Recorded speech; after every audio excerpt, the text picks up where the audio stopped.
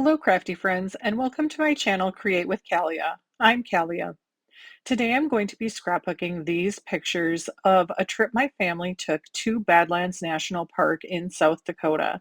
My pictures include one 4x6, three 3x4s, and five 3 1/4 by about 3 3/8 pictures, for a total of 9 pictures. If you've never been to Badlands National Park, a lot of the geological features of the park contain browns and oranges within the features. So that's what I'm going to be using to base my colors for this layout on. I'm starting off with a base of basic beige cardstock. This is the two-tone cardstock, and I've decided to use the lighter side as the base of my layout. I've also decided to bring in the Season of Elegance Specialty Paper as my pattern paper for the background of this layout. I love this paper for this layout because of the different tones of browns and grays that are found within the paper. They'll match my photos perfectly for this layout. I also have a general idea of what I think that this layout is going to look like, so now I'm laying out my photos to see exactly how I want them placed. I know for sure that I want the big group photo to be my focal photo on the left-hand page because that's where my eye is going to start when it comes to looking at this layout. I also want to keep all of the pictures of the people on the left-hand side because my story is going to be focusing on how this was a family trip out to Badlands National Park. The park is only about an hour from our home in Rapid City, South Dakota, but this was actually my first time visiting the park that I can remember. I like how my photos are looking in this layout and realize that one of the things I might do is put a strip of cardstock under the lower photos as an additional visual element. I've also left myself 3 places where I can create my visual triangle with my embellishments. When I started planning this scrapbook page, I knew right away that I wanted to create an element at the bottom that looked like the Badlands themselves. So I used Cricut Design Space and my Cricut to cut out 12-inch pieces that I'll be using at the bottom of my layout. If you're a user of Cricut, you know that typically you can only cut images that are 11.5 inches long, unless you use a 12 by 24-inch mat. It is possible, however, to cut 12-inch images on a 12 by 12 mat by rotating the image and cutting on a diagonal. All of the images that you're seeing in the video are 12 inches long, and I've just rotated them on the mat so that they will cut out on my 12 by 12 inch mat. The key to making sure that you're still able to use this technique is to make sure that your images are narrow enough that you can place them on a diagonal and still have the full image cut. The tallest of the images that I cut is about 2 1/4 inches. However, you can see that I was also able to double them up on my cardstock, meaning that I cut out images that were at least 5.5 inches tall and was still able to fit them on one piece of cardstock cut on the diagonal. I'm now placing the pieces that I cut out on the bottom of my page to start building up my embellishments. This is where I also plan on putting my title. I bring in the party alphabet dies and I use them to cut my letters out of basic beige cardstock. This time I'm using the true side, so the darker side of the cardstock. I'm going to use the title Badlands for this scrapbook page. So now I'm spacing out my letters to get an idea of what that will look like on the page. This will also be one of my embellishment areas to create my visual triangle. As I get the letters placed down on the page, I realize that the cardstock for both the hills and for the title are looking a little flat.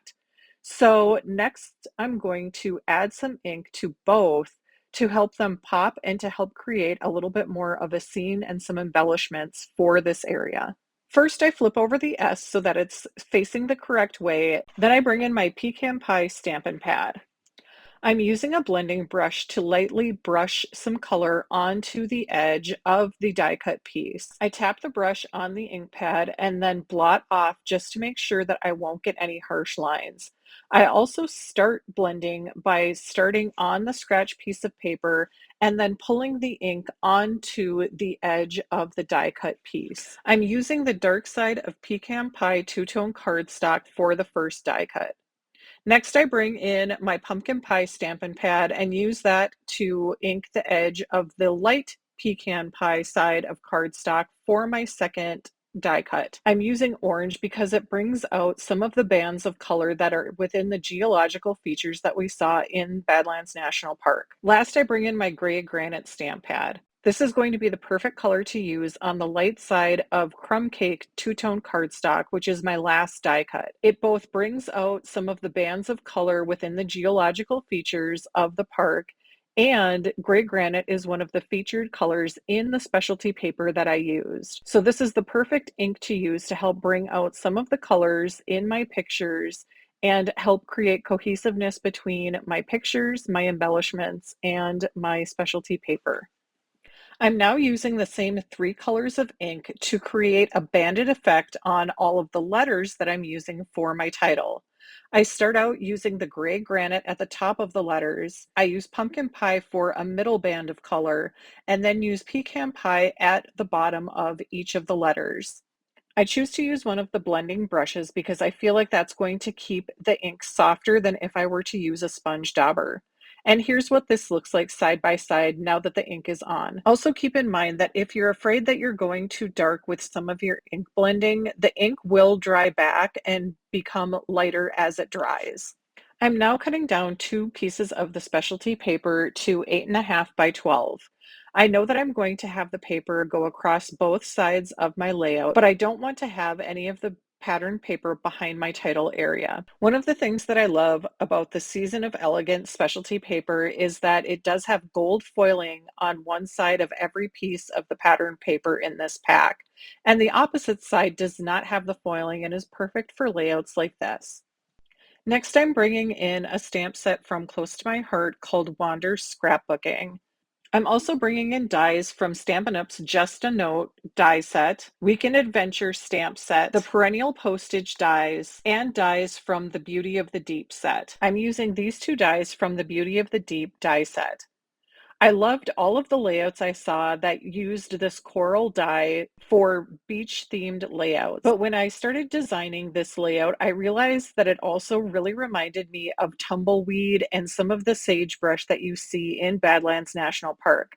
So I thought that it would be the perfect way to twist the dye and get more use out of it by using it for this layout. I don't yet have a ton of stamps from Stampin' Up that would have worked for this layout, so I did have to go into my stash for that. As you can see, I've stamped and die cut a number of images and am now starting to play around with where I would like to create my embellishment clusters.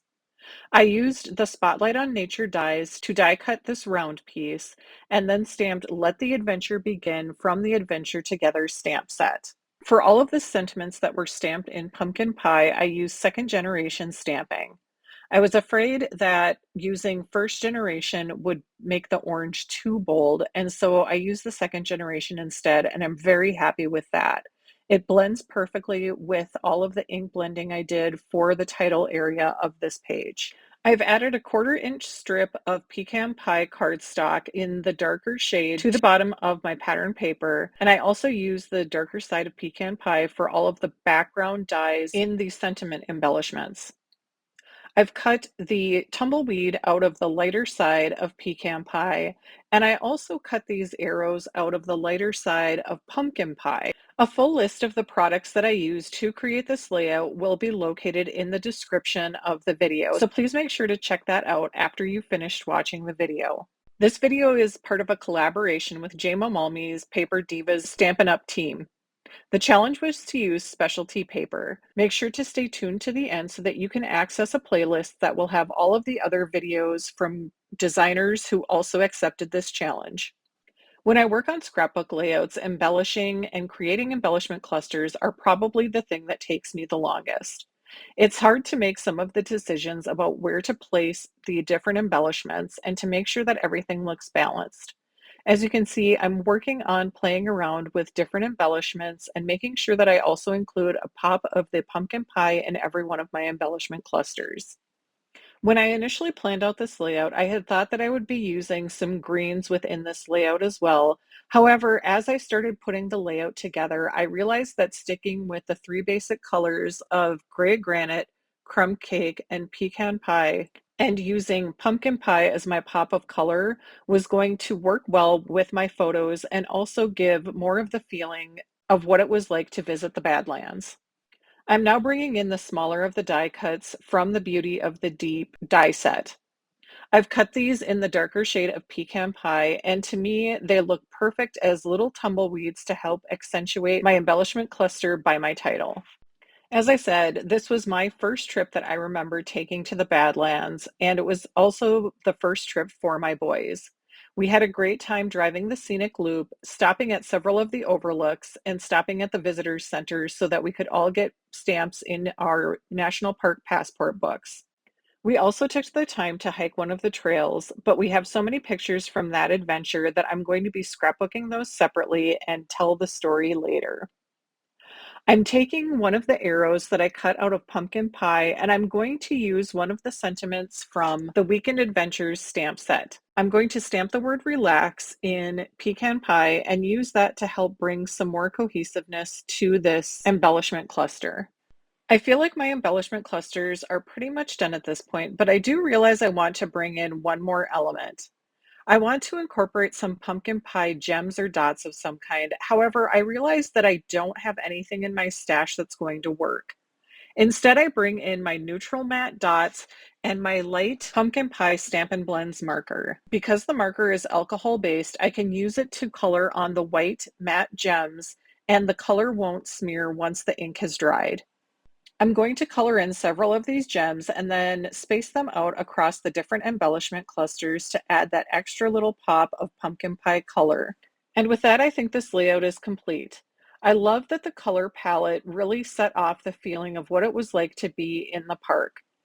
I also love that I was able to use the Beauty of the Deep die in a new way to create tumbleweed. I think the ink blending on my title letters turned out gorgeous, and I'll use the spot to the right of my main picture for journaling.